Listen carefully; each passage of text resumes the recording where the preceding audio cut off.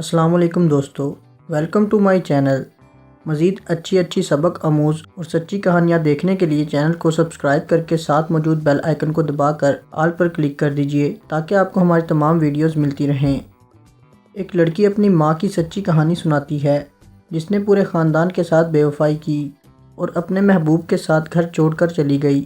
کیا ہوا انجام اس کا، آئیے سنتے ہیں اس کہانی میں۔ ہم سب ہنسی خوشی زندگی گزار رہے تھے کہ اچانک ہماری خوشیوں کو کسی کی نظر لگ گئی۔ میرے والد صاحب کا نام احمد حسن تھا۔ وہ بہت سنجیدہ مزاج انسان تھے، مذہب سے بہت قریب تھے۔ میری امی کا نام شازیہ تھا، نشیلی آنکھیں اور لمبے لمبے بال تھے۔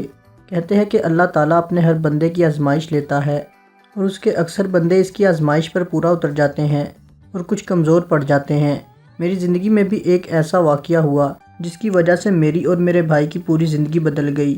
ہماری زندگی تقریباً تباہ ہی ہو گئی تھی، لیکن ہمارے والد صاحب کی نیکیاں کام آ گئی۔ میرے بھائی کا نام اقبال اور میرا نام ثنا ہے۔ ابو کی آمدنی اتنی نہ تھی کہ وہ امی کی ہر خواہشات کو پورا کر سکتے۔ ہمارے گھر میں آئے دن جھگڑے ہوا کرتے تھے۔ ہماری امی بہت زیادہ چڑچڑی ہو گئی تھی۔ غصہ تو انسان کی فطرت ہے، وہ اپنے گھر والوں پر غصہ بھی کر دیتا ہے، لیکن اتنی بیزاریاں جیسے امی کی ابو سے شادی ان کی پسند سے نہ ہوئی تھی اور اولاد بھی ان کی مرضی کے بغیر اس دنیا میں آ گئی ہو۔ وہ پورا دن گھر سے باہر رہتی تھیں۔ ابو چونکہ شریف انسان تھے اس لیے کبھی پوچھا نہیں کہ تم باہر کیا کرتی رہتی ہو، لیکن یہ راز اس وقت کھلا جب امی کی بیزاریت اور چڑچڑے پن میں اضافہ ہوتا جا رہا تھا۔ ایسا لگتا تھا ان کی شادی ابو سے ان کی پسند کی نہ ہوئی ہو۔ اگر ارینج میرج بھی ہوتی ہے تو عورت اپنے گھر کو خوبصورت بنانے کے لیے، گھر کا ماحول خوبصورت بنانے کے لیے اپنے شوہر کے ساتھ محبت کرنے لگ جاتی ہے۔ عورت کا گھر ہی اس کے لیے سب کچھ ہوتا ہے، لیکن یہ کیا، ہماری امی تو ہمیں کیا اپنے شوہر کو بھی نہیں پوچھتی تھی۔ ان کا اپنے شوہر اور اولاد کے ساتھ کوئی تعلق نہیں تھا اور ایسا محسوس ہوتا تھا کہ ان کی اولاد بھی ان کی مرضی کے بغیر اس دنیا میں آئی ہو۔ راز اس طرح کھلا کہ امی علی نام کے لڑکے سے ملنے لگی۔ ابو کی غربت دیکھ کر انہوں نے ایک بہت ہی امیر لڑکے سے دوستی کر لی تھی۔ امی اور اس آدمی کے درمیان اتنی نزدیکیاں بڑھنے لگی کہ ایک دن امی نے اس آدمی سے شادی کرنے کے لیے ابو سے طلاق کا مطالبہ کر دیا۔ ابو نے امی کو بہت سمجھانے کی کوشش کی کہ تمہاری 2 سال کی بیٹی ہے، 4 سال کا بیٹا ہے، ان کا ہی خیال کر لو، مگر امی کسی حال میں سننے کو تیار نہ تھی۔ انہیں صرف اپنی خواہشات کی پرواہ تھی جو ابو کے ساتھ رہ کر پوری نہیں ہو رہی تھی۔ وہ تو ہمیں پیار سے دیکھتی بھی نہیں تھی تو ہمارا خیال کیا کرتی۔ اس وجہ سے میرے والدین کی طلاق ہو گئی۔ ابو بے انتہا شریف انسان تھے، ان کو اس قسم کے لڑائی جھگڑے پسند نہیں تھے، خاص طور پر عورت کے ساتھ زبردستی۔ وہ تو بالکل بحث پسند نہیں کرتے تھے۔ جس وقت مجھے اور میرے بھائی کو ان کی سب سے زیادہ ضرورت تھی، وہ ہمیں دنیا کے اس اندھیرے میں تنہا چھوڑ کر چلی گئی۔ ابو اور اللہ کے سوا ہمارا کوئی دوسرا سہارا نہ تھا۔ جب کسی ماں کو اپنی اولاد سے پیار کرتا دیکھتی تو اس ماں کی ممتا کو دیکھ کر میرا دل رو پڑتا اور گھنٹوں اکیلے بیٹھ کر رویا کرتی تھی۔ اور سردیوں میں جب بچے اپنی ماں کی آغوش میں گرم ہو کر سویا کرتے تو میں رات کو ہوا کے تیز جھونکوں سے ڈر جاتی، تو میں اپنا سر ٹھنڈے فرش پر رکھ کر سوتی، دعا کرتی کہ اللہ تعالیٰ اس رات کی سیاہی جلد ختم کر دے۔ تکلیف جب زیادہ ہوتی تو اپنوں سے زیادہ غیر لوگ ہمیں ترس کھا کر کہتے، یہ لو کھانا کھا لو، ہمارے گھر آ جاؤ، کتنے چھوٹے بچے ہیں، کیسے ان کی ماں نے ان کو چھوڑ دیا۔ کچھ لوگ ترس کھا کر اپنے بچوں کے پہنے ہوئے کپڑے ہمیں دے دیتے، ہم انہیں بہت خوشی خوشی پہن کر اپنا گزارا کرتے۔ لوگ کہتے ہیں میری آنکھوں میں بہت درد ہے، ان درد کے ساؤں میں میں نے جینا سیکھ لیا۔ مجھے اپنی ماں سے نفرت ہو چکی تھی۔ اس نے کبھی یہ جاننے کی بھی کوشش نہ کی کہ اولاد کس حال میں ہے، کبھی ملنے نہیں آتی تھی۔ وہ عورت ماں کہلوانے کے بالکل لائق نہ تھی۔ اپنی ماں سے دھوکہ کھانے کے بعد اب مجھے کسی رشتہ دار پر اعتبار نہ رہا تھا۔ اس نے کبھی یہ جاننے کی بھی کوشش نہ کی کہ اولاد کس حال میں ہے، کبھی ملنے نہیں آتی تھی۔ وہ عورت ماں کہلوانے کے بالکل لائق نہ تھی۔ اپنی ماں سے دھوکہ کھانے کے بعد مجھے کسی رشتہ دار پر اعتبار نہ رہا تھا۔ میرے ابو نے ہمیں پال پوس کر بڑا کیا تھا اور ہمارے لیے محنت کیا کرتے تھے تاکہ 2 وقت کی روٹی میسر ہو سکے۔ پریشانی اتنی زیادہ تھی اور ماں کا غم ایسے کلیجے کو کھا رہا تھا کہ میں اور میرا بھائی تعلیم حاصل نہ کر سکے۔ وقت تیزی سے گزرتا گیا اور ہمارے دیکھتے ہی دیکھتے زندگی کے 10 سال گزر چکے تھے۔ وقت کے ساتھ ساتھ زندگی بہت بدل چکی تھی۔ اب میرے ابو بھی دوسری شادی کر چکے تھے۔ ان کو شادی کرنا پڑی، یہ ہم نہیں جانتے ہمارے لیے یا اپنے لیے۔ انہوں نے شادی کر لی۔ بہرحال وہ ایک عورت کو ہمارے گھر لے آئے۔ اس عورت کا نام صبا تھا۔ نچلے طبقے سے تعلق رکھنے والی یہ عورت طلاق یافتہ تھی اور ابو کو ہر وقت خوش کرنے کے لیے بن سنور کر رہتی تھی۔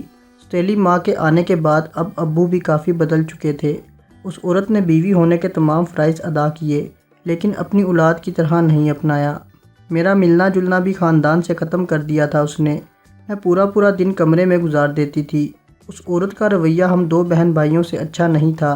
مجھ سے وہ پورے گھر کا کام کرواتی اور کھانا پکواتی اور میرے بھائی کو بھی نوکری پر لگوا دیا، جہاں غلط صحبت ملنے کی وجہ سے وہ نشے کا عادی بن چکا تھا اور آہستہ آہستہ اس نے اپنی حالت خراب کر دی تھی۔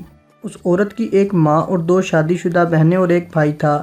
اس کے گھر والے اکثر ہمارے گھر آ جایا کرتے تھے۔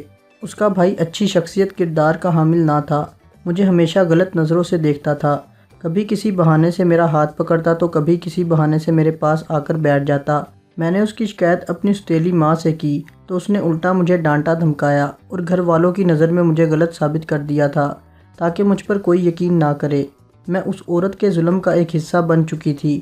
اس نے میری ناسمجھی اور معصومیت کا فائدہ اٹھایا اور جس عمر میں بچے پڑھتے تھے اس عمر میں میرے دماغ میں عشق محبت جیسی باتیں بھر دی۔